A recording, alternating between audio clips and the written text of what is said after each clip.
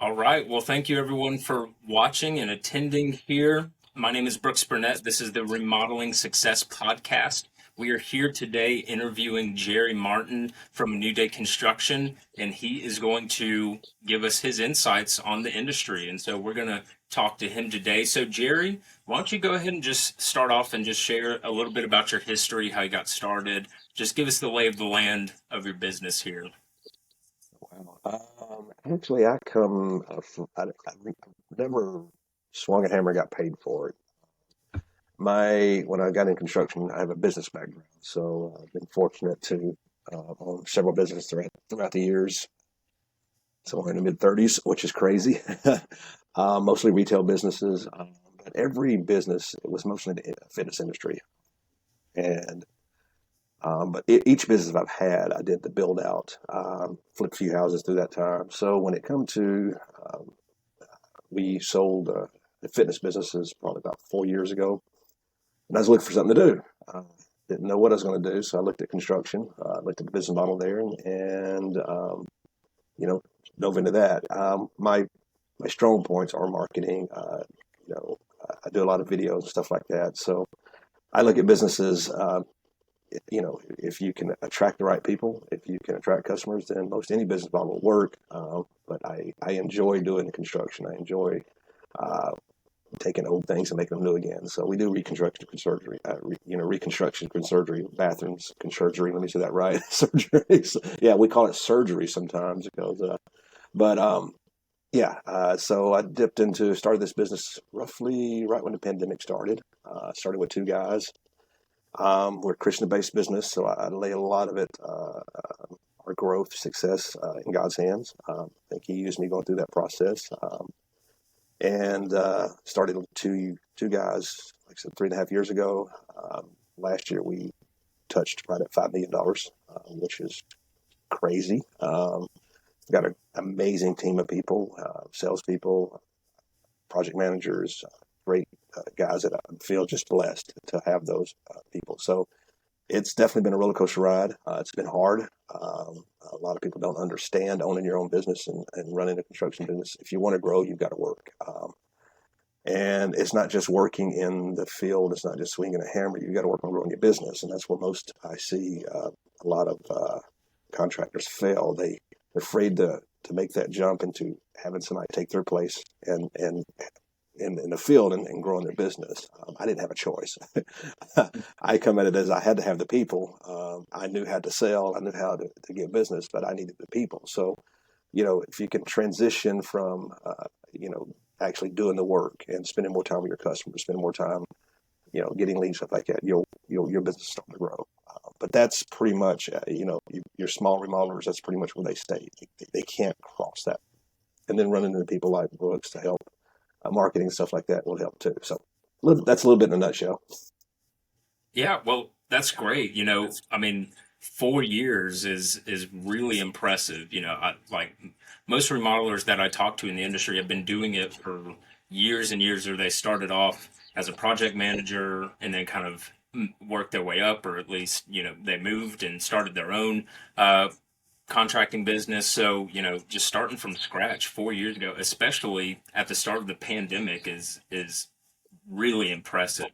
And so just kind of piggybacking off that, so what is your ideal customer? So like what is your like target market when it comes to contractors? Because I know some remodelers they go for quick projects. They like to just kind of bust them out rapidly, and some others are looking for those higher end customers. So what is your ideal customer and target market?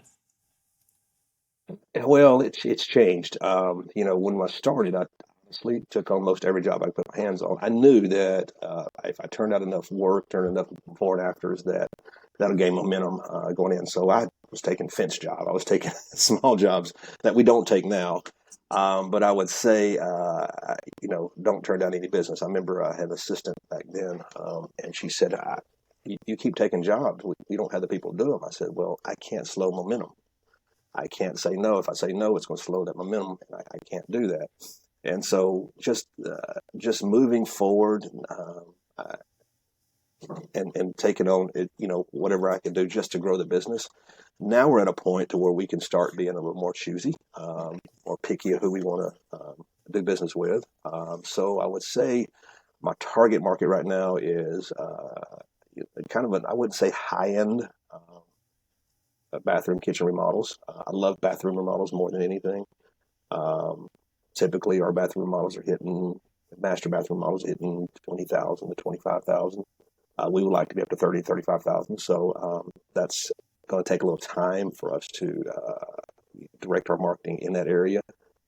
It's We're getting there every year. We're able to charge more every month. We're able to charge more because we have so many Google reviews now and so many before and afters. So it's starting to really shift into people are hunting us down, wanting us to do their job because they're hearing about how we why we're different, what we do differently, and how we stand behind what we do. But yeah, I would say bathroom models somewhere in that $30,000 to $40,000 range would be perfect. Some of the bigger jobs, a lot of people go, "Oh man, I get this $150,000, $200,000 remodel job." Those tend to hurt sometimes. So those are, when you're spending a lot of time in somebody's home, a lot of patience, they lose patience and grace. And so yeah, I like to. The reason I like bathrooms, we can flip them pretty quickly to 2 weeks in and out of there, and we just move on to the next job. Yeah. Okay, well that's great, man. I mean, I was going to ask, kind of the next question was going to be like, what kind of service do you prefer to provide? Because I've talked to lots of remodelers that like to do they like to do kitchens or they like to do bathrooms or decks or patios and things like that. So they all kind of specialize um, in their own service. So that's good. But I wanted to kind of dive a little bit deeper into what you said about slowly starting to raise your prices, or not necessarily raise your prices, but just kind of I guess just raise your prices for lack of a better term. But so how did you start to gradually do that? Was it kind of noticing the area that you were, you know, that you were getting jobs in, or did you start to advertise like, hey, let's put in this like this style of countertop, and that kind of raised it. So how did you kind of slowly start to raise your prices a little bit? Um, we Through our sales process, I look at competition or other builders in the industry, and what are they not doing? What can we do that they're not doing? So we offer a lot. We offer a 3-year warranty, and I firmly stand behind it. I'm a man of my word. I wear this cross every day. And a lot of people go, "Oh, that's a Christian guy. Be careful." No, I take it seriously. And one of our slogans is, "We take care of people. God takes care of money." So I'm going to make sure I do the right thing every single time. So enough jobs, enough trust in that. Our presentation when we go out to a sales call, we do a slideshow presentation. It talks about our values, what we stand for, has some before and afters, how we advertise that we keep a 98% clean zone by using air scrubbers, stuff like that. So we're just finding different ways to set ourselves apart, which gives us a little more room to raise our money a little bit. Because when people look at it, you're right, they're interviewing contractors and they're looking at other ones. And I will let me back up and say this. One of the biggest things I did, I have a red flag video. Basically, it's on our website. It's basically for the customers. So we encourage them to go get estimates. But these are things you need to look for when hiring a contractor. Things that people don't know, like what is a lien waiver? Just talk about deposits. Why stay away from big deposits? Because people get burned from that. So I go at it as a more educational approach, and my feedback I get from the customers, they love it. They love the fact that I'm helping them, and in doing that, they gain more trust. And doing that, they're willing to pay a little bit more than the bathroom model than Joe's construction company would have offered too. Hmm. Yeah, that makes sense. That's that's something that I see a lot of lack in the remodeling industry is that education piece, and putting your face out there and being willing to explain how you do things. I don't know, maybe it's fear of DIYers, listening and saying, well, I'm just going to go do this for myself, but that education piece is crucial, right? Well, you will find, I mean, even from my fitness background, we used to, give people some of our secrets. Everybody said, "Oh, they're going to do it themselves." Well, they're going to do it themselves anyway. So those are, but what you're after is there's a lot of people who not going to do it themselves, and then they start looking at you as the leader, as the teacher, and I want that person right there. So yeah, every job site I do a video on. I talk about, hey, when you're doing a shower, this is the things you need to look for. When you're hiring a contractor, make sure you use Red Guard. Make sure the door rock's being put up. Just things that they may not know that they can look out for as they're going through a process, or even before they go through the process, they can do their studies too. I've created all kind of educational stuff. I've got a 30-minute slideshow presentation on bathroom remodeling, the whole ins and outs of that, what different type of tile they are, what different types of showers you can get, and stuff like that. So that goes out as part of our sales call if they want to do a bathroom remodel. So our goal again is to teach them about what they're fixing to go into, and so that stuff like that helps us raise that price, raise trust, and we're starting to get that people are coming to us going, "I don't want anybody else. I want you." And, before even the price, they want us to do the job. So that's a Yeah. great place to be. Yes, So that's definitely. actually where I want to be. People are chasing us down. Says, "I don't care what your price is. I want you to do our job." Okay, that's where I want to be. Yeah, absolutely, man. That's the dream, right? Well, that's good. So so when it comes to your services, you've talked a lot about your bathroom remodels and you like doing those, and that's good. Do you offer any other services? Just kind of tell us about what other remodeling construction services that you guys provide. We primarily do kitchen, bathrooms, basements, porches, and additions. Now we still get those calls from customers wanting us to work on their door and stuff like that. I try to stay away from projects less than 5 grand, Mhm. unless we have a past relationship, because it doesn't make sense. We have so much overhead. We've got to have that profit built in. I would say the number. Oh, let me mention this because we may not get to it. I say the number one thing that really helped us is we have a showroom, which is behind me. So we're in a retail location, and we have cabinets. We have a shower in the front window. We have a tub in the front window. Vanities, flooring. So what that done for us, and this is where a lot of contractors don't do. They either work out of their home or they may have an off-site facility in an industrial park. That's great, but having a place where somebody can come see you, come see them, touch, and think brings more trust because they know if something goes wrong, they know where you can find you. You can move if you're running your business out of your house. It's not as credible as it would be to have a location. And the strip mall that we're in is $1,500 a month. Come on. Mhm. And if you're in the construction industry, that's nothing. But the amount of walk-in traffic we get, the amount of people that picks us over another contractor because they can come to our showroom, they can talk about cabinets, they can talk about countertops, and look at selections. We just Mhm. added an interior designer to every project too. So all this is really helping us raise those prices a while ago that we talked about. So yeah. Okay. Well, good. Yeah, yeah. The the on-site, you know, location is something that I'm starting to see emerge a little bit more in the remodeling industry, and so that's good that a lot of contractors are starting to realize that you can advertise the countertops you use, the cabinets, and speaking with someone about it is is the way to go. And so that's good. That's good that y'all have got that, and it is in a good location that y'all have. So lots of people, lots of good traffic that come through there.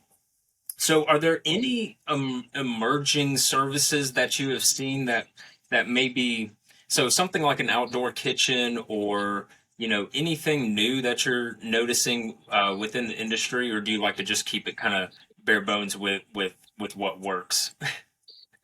I mean, the only thing is on my radar, and it may not be this year, I don't know, is closets. We're looking at getting into custom closets. But that's more of a division built around that. So something I'd like to do. I know there's a good market for it. And Ben, we already have the showroom here. I think it'll be a good addition for us. As far as emerging new things, you know, I think it's still all over the place. But I would tell you the more the most calls we get is for bathrooms.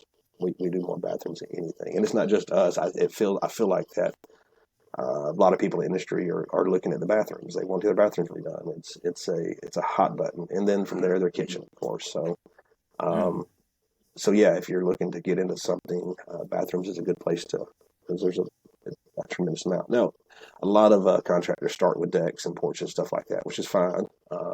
Problem with decks and porches and stuff like that is everybody's doing them, and it's just hard to compete. We had to go above and beyond to get those jobs because we're more expensive than anybody else, right? So what do we do differently? We picture frame everything. We put deck tape down. There's things that I advertise that we do above and beyond. But I know I'm off track. Sorry, I've got that squirrel syndrome, so my Yeah. brain just starts going. I start talking, um, but yeah, I would say definitely bathrooms is probably the big niche, I guess, where everybody's pushing hard. Yeah. Yeah. Okay. I mean, well, there's not you got kitchens, bathrooms, whole home, living rooms. I mean, I guess you could break it down piece by piece by the house, right? But at the end of the day, you know, it's good that you found kind of your strong point, and that's just kind of, it seems like that's kind of what you're getting the most traffic for, and you're just diving into that instead of trying to change what's working. So that's good. Um, so I wanted to switch gears here and talk a little bit about your marketing, the leads coming in, what you're doing with the leads, instead of just letting them go and kind of just hoping for the best. So what kind of marketing, just give us an overview of what kind of marketing you're doing just for all of your services or specific services. So just kind of give us the lay of the land for your marketing right now. Right. I'll first say that this is where I see a lot of contractors fail. They don't put enough money into marketing. They're afraid to spend that money, but it's crucial. Now you have the right message, making sure if you're going to be in a publication, what are you putting differently than somebody else, right? Um, I think one of the biggest thing that helped us actually, as I was going through it, us being having the cross, that attracts a lot of people. I know a lot of people stay away from that, but yeah, it does limit us. There's some people who probably don't call us. That's fine. But I would say we get a high percentage of people who do. As far as advertising, just making sure, again, you have a budget set aside for advertising. Your low hanging fruit, which has been very helpful for us. There's some local coupon magazines or shopper magazines that we do very well in. We're in about 4 or 5 counties in that. So that's a good source for us. That actually hits a market that is not on Facebook. They go to each community goes about 20,000 homes, and so I noticed that we're getting a lot of the older generation that, and that may be why we do a lot of showers because they're doing conversion showers stuff like that as they get older. Um, we have a radio ad. Of course, we do Facebook advertising with you. We do some SEO. So this last year, I think we spent right at $80,000 in advertising, which is not enough, honestly. I need to do more this year. Um, because I know if we do more advertising in the right markets, we'll be able to grab those customers that we're looking for. Um, so yeah, just don't. Like I said, a lot of guys will try print ad, and in it, let me back up and say this too: it's consistency too. If you're going to do an ad, keep doing it. The publications that I are in, I see people do a month or so, then they stop. Uh, well, what I've noticed is I've had people hang on their ad for months. They take it out of the book, they hang it on the refrigerator, and I've had them say, "I've seen you there every month. You must be credible." Even we had my friend's my wife's friend had said, "Hey, I noticed your husband wasn't in the magazine this month. Are y'all doing okay? Is the business okay?" We were in it; she just overlooked it. But Yeah. you can see that if we're not in it, then we're not doing well. Does that make sense? So it's funny, and put your face on it too. God, whatever advertising, they want to know who they're dealing with. So on ours, it has a picture of me on there, which it's not. It's just I know that they want to know who they're dealing with.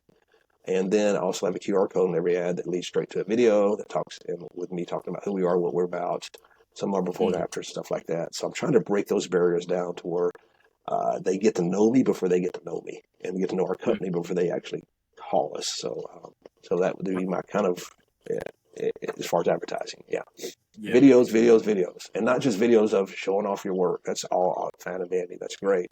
But how you did the work, who did your work. We're going to start doing shout outs. When I go out and do videos, I'm going to say, hey, we'll walk through this video and walk through this bathroom, and let me talk about each aspect of this. So on the plumbing, I want to thank you, Adam, for taking care of this plumbing. You've done an amazing job. I'm blessed to have him. And, go through every aspect of who worked on the job so the customers and people serve videos go, wow, they actually care about their people, which I do. But I want to be able to showcase that and let them know I do care. We have a great team of guys that I love very much, and I pour into. So those are things that people want to see and that nobody else is doing. So I would say if you can be more personal, if you can open up and be more transparent, you'll find that people like that. Now, we don't please everybody, unfortunately. As much as I want to, I can't. But I try my best to make things right no matter what, no matter the cost. Um, you know, Google reviews, or people think, well, that's advertising. Yeah, Google reviews is a huge advertisement. And if you're not getting good Google reviews, no matter how much advertising you put out there, they come back to that Google review. So making sure you protect those. I go above and beyond to protect it. I will lose money on a job to make sure that that customer is taken care of to prevent a bad review, because it can be devastating. And I can harp on this all day long. Do not get a bad review. If you do, you got to somehow make it right. I had a gentleman put one on there, and it was, people don't call. I don't understand that. I give a 3-year warranty, if they just don't call and say, hey, you're going to fix this. So he throws up a bad review. I said, Nick, why do you call me, man? He said, well, and we dropped the ball. So my team dropped the ball. So I said, look, I'm going to come out there and make it right. I'm going to send some team guys there. So we fixed everything he wanted to fix. He took the review off. So again, I do everything I can to make sure we don't get a bad review. Sometimes it's Mhm. cost me $10,000. I remember one job, but I had to not get that, So yeah, Right. so always look at your Google reviews as a source of advertising, because that's honestly it's going to be your biggest source of advertising. Mhm. Mhm. Yeah, and when it comes to the Google reviews, getting a bad review is not always a bad thing. It gives you an opportunity to then make it right, like you were doing. So that's good, and it can show your community and show people who might be reading the reviews. It can show them that you do make it right and you do take care of the customer. So that's good that you do that.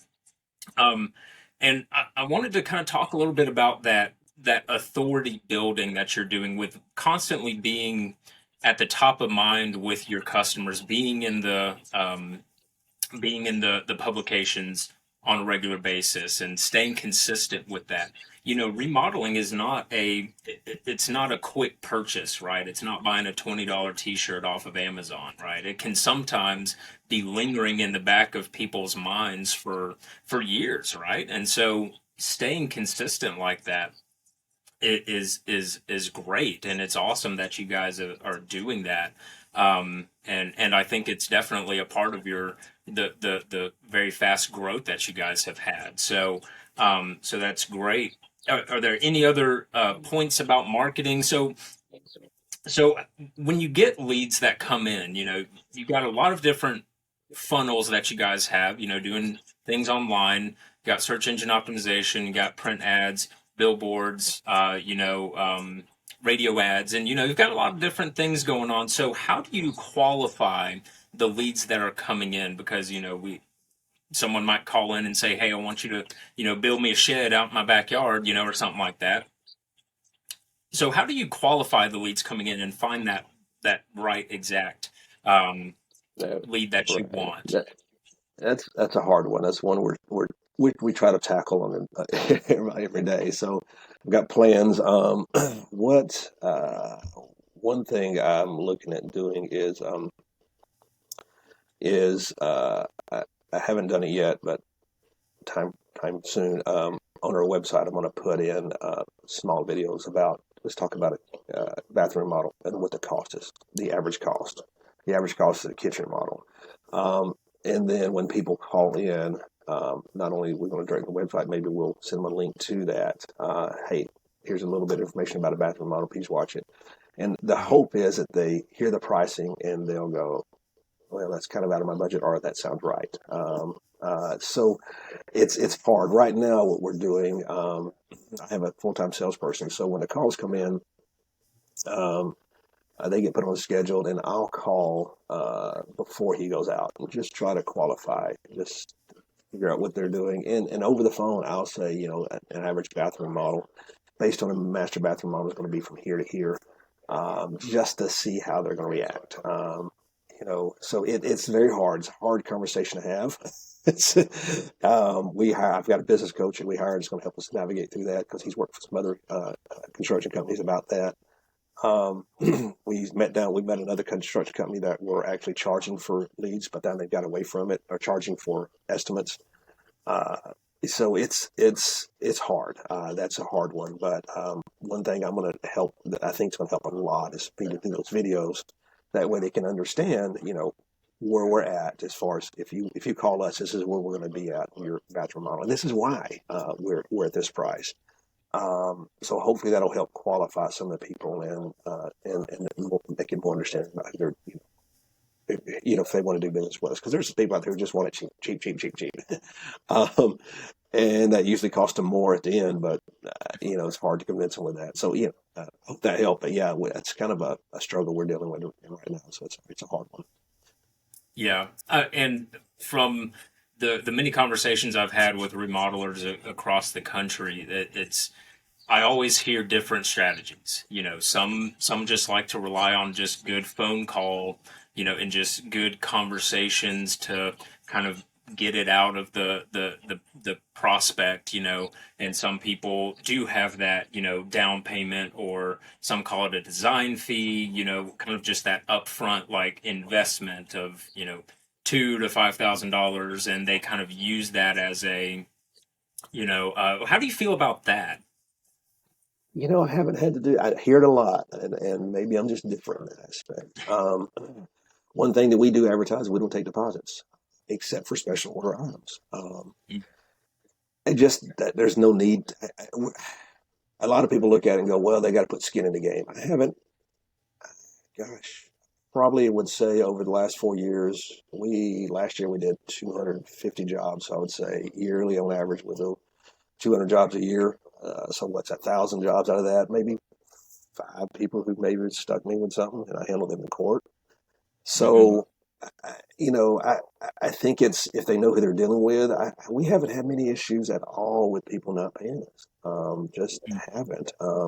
There's those few, but so I I purposely advertise no deposits to get more business because that's a sticking point in this industry right now is deposits. There's so many people out there, so many bad contractors taking people's money. To me, it's not worth losing that sale over. When we have enough cash flow, I have enough cash flow to start a job or finish a job if I need to. We take weekly draws on the amount of work's done. So when I talk to them, look, the only deposit we take is a special order. So if you have a vanity that we need a special order, that's got to be paid for. You got to pay for that immediately. But we do take weekly draws on the amount of work that's done. So Melissa will call you on a weekly basis and we'll ask for a draw based on the amount of work. That way you can see what you're paying for. So I'm very transparent with that and say, look, we're going to work for our money and I want you to see it before you pay us.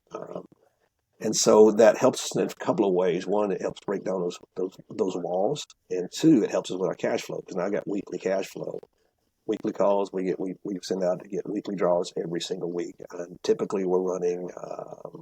I think we have about 30. Well, not to count the insurance division, but we're running about 30 jobs right now at any given time. Uh, it's got another 20 or 30 on the insurance side of it. So, um, and none of those we take deposits or down payment stuff like that. Hmm. Hmm. So So it can really be done. just kind of, yeah, yeah. Right, right. I mean, all of this is, you know, the contractors can take this as they, as they want. We're just trying to get what you do and what's been working for Correct. you, and it's clear that it's been working pretty well. Um, That's one of the biggest things in my red flag video I talk about is deposits. be careful when contractors deposit. And I talk about smaller contractors because they unfortunately have to take deposits. They don't have enough in their bank account to float the job or float the materials. I would Mhm. say get to that point, but and everybody's afraid they're going to get stuck. And I hear a lot that I guess the people who are, I would call them two guys in a truck, smaller companies, they tend to get stuck more for some reason. I guess because the homeowner thinks they can get away with it. But if you know how to talk, you know about lien waivers. Once you mention lien waivers, take it to court, I can garnish your wages, then they pretty much will have to pay you. So it's a double-edged sword as you're small. So you have to kind of grow with that and know that you are taking a chance. But you'll know that first week when you ask for that first draw. So you can stop the job at any point in time. That's the way I look at it. It's like, worst case scenario, I've lost two or three, $4,000. I hadn't lost a lot, but I've gained more trust. So hope that Yeah, helps. yeah. And that was going to be my next point. It sounds like your whole just business model is really focused mainly on just building trust, building rapport, sending those videos, having that conversation, putting your face out there, and just using that as your kind of what makes you separate from the other contractors, right? And Right. so that's good, and I think that's a great model. And like I said, it's paid off for you guys. Y'all are growing very rapidly and continuing to grow. So that's great. So is there any other type of marketing that you do to your existing client base or previous client base? So like if you've done like let's say you did a bathroom for them, do you do any other type of marketing to them, or do you just kind of, you know, rely on your other, your current sources of marketing to kind of just bring them back in when they're ready? Everybody. A couple of things that I would be reaching out to them because they're in that mix. There's probably some customers who, or maybe something didn't go right. Now this is a double-edged sword because this is going to hurt, but it's going to help. So my thought process is, let me reach out to them. A couple of videos. One, let's talk to those people that, hey, this is Jerry. I just want to check in. We may have done your job a year ago, 2 years ago. Is everything going okay? Is there anything we need to look at? Now I may get a flood of calls with warranty issues, but those are opportunities to, that if we go out and fix that, then if somebody asks them about a contractor, who do you think they're going to suggest? Wait a minute, he actually reached out and wanted to check on things. And I did have a warranty issue, but I was afraid to call. But being he reached out, he went and took care of it. So that's one thing we'll do. Another thing is that customers who did well is to ask for a Google review through that process. So, talk to them about, hey, if we did a great job, we would love for you to provide us a review for that, and we Mhm. will bless you in a way because I don't want to pay them for reviews, right? But yeah, I definitely want to tap into that. I haven't pulled that trigger yet, but it's something I want to do because to me, it's if somebody's out there, something's wrong, I want to make it right. Mhm. I honestly want to make it right. So I know that's kind of strange to hear. But I think in doing that, I know in doing that, doing the right thing consistently over and over builds a great foundation for any company. So Mhm. it's Mhm. going to hurt, but it's going to help tremendously. Yeah, yeah. And again, it sounds like it's just going back to that trust building element of your business. And, I do think that, relying on referrals too, not necessarily relying on them, but, doing that kind of work and, going back, fixing any potential mistakes can just, like you said, just lead to more talk about you and just more referrals that come in. And so, you know, so I think that's a definitely a no brainer too. Um, to have there. So that's really good. Well, so what what do you think if there's a remodeling contractor out there that's wanting to take their business to the next level, reach that $1 million mark or 2 million or whatever their mark is, what do you have any kind of little nuggets of information or any tips that you think could help them to move forward and just progress their business to that level? Learn marketing, educate yourself. A lot of contractors don't. They rely on word of mouth, which is good. until it's not there anymore. And that's what's going on right now. I've got a lot of contractors coming out. They don't have work. Man, do you have work? I don't have work. And they've been relying on their business just on word of mouth. Well, the problem is there's not enough business out there right now. It's slowed down a little bit, and there's not enough word of mouth customers to keep them busy. So, without the proper marketing, without sales, you have no business. And that I think that's actually, I know that's where a lot of contractors go wrong. They go in it as, I do the work.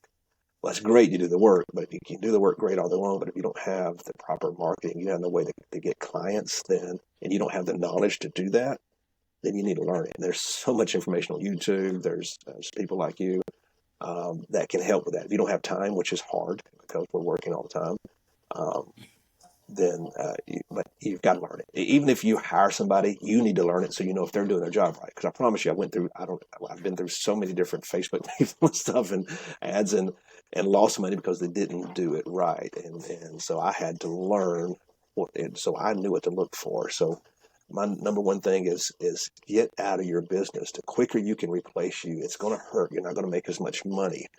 But every aspect of you growing your business is going to be that point where you've got to work yourself out of it, and you're going to make less money. But knowing that, investing back into your business, a lot of guys do not invest back in their business.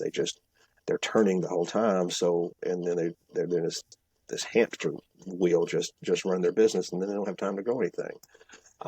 Because their bills is because now they're having to match their bills at home. So, look at your business and look at how to grow it, how to invest back into your business. So I'm constantly reinvesting in our business and not making I haven't made a lot of money in the last 5 years. I haven't, I've bought a truck and some things, but I haven't really made a lot. I've been really investing back in our team and our people. If got a person we interviewed I think's really good because they're hard to find, I'll go ahead and hire them and make a place for them. And knowing that that's a direct cost, but I know if I can surround myself with talent, then everything else works out. So making sure you invest in your business is something I can recommend. And learn. If you're not learning, you're dying. It's that simple. And a lot of old school people out there are not learning. I used to be that way. There was a time where I never read a book. I thought I knew everything. He didn't tell me nothing. But once I started learning, it opened up a whole uh, uh, avenue of things. How to organically get Facebook feed, how organically do post on Facebook to get more people to notice you, stuff like that you don't have to pay somebody like you for. You can start doing on your own. How to leverage your own personal Facebook page as a business page. There's so much you can learn through YouTube just to kind of get started in that area. So making sure that you learn about marketing is number one, and learning how to sell. Take some sales classes because a lot of contractors come out there and it's so funny. Oh my gosh, it's hilarious the feedback that we get from customers going, yeah, he come out here is rude and want to tell me how to do things, and this is his idea. And I had one customer said a contractor come in and wanted to use the bathroom, and not only did he use the bathroom, he used the bathroom with the door open. I'm like, oh, Oh, what are you doing? So yeah. So, but it's like there's so many guys out there that are not professional. Be professional. Have a nice shirt. Just just be professional, and that's lacking out there too. So, learning how to sell, learning how to do non-pressure sales. I don't. I'm not a good. Been in a lot of sales seminars, stuff like that, of how to the keywords to say this and that. I approach it as just be honest and transparent. People love that more than anything. Who you are, what you're about, and stand by it. The minute you crack, though, the minute you don't do something that you said you're going to do, then things start crumbling down. So if you go down that road, just make sure you do it. So that's the best advice I could give.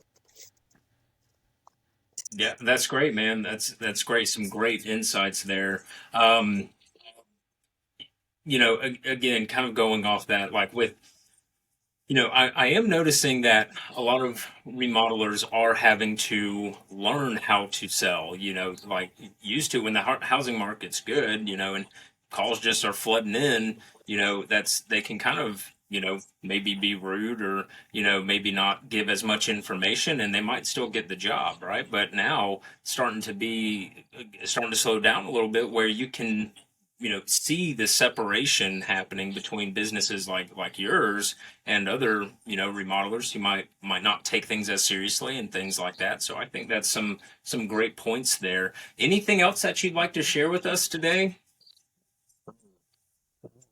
Thing that no, nothing that I've ever said except what you said you're going to do. Always do the right thing. Uh, it's the hardest thing you'll do, but it's the foundation that'll build your business. Yeah. When you're building a business, you want to build it on you know concrete, not sand. So making sure that people know when you're doing this, who you're at, what you're about, and that you're going to do what you say you're going to do. That's the hardest thing. Right. Well, great. Well, Jerry, I really appreciate you taking the time to come here with us and share your insights into the business. And congrats on your growth, man. That's great. Um, and so, well, just thank you very much for your time, and we'll talk to you later. All right. You take care. All right. See ya.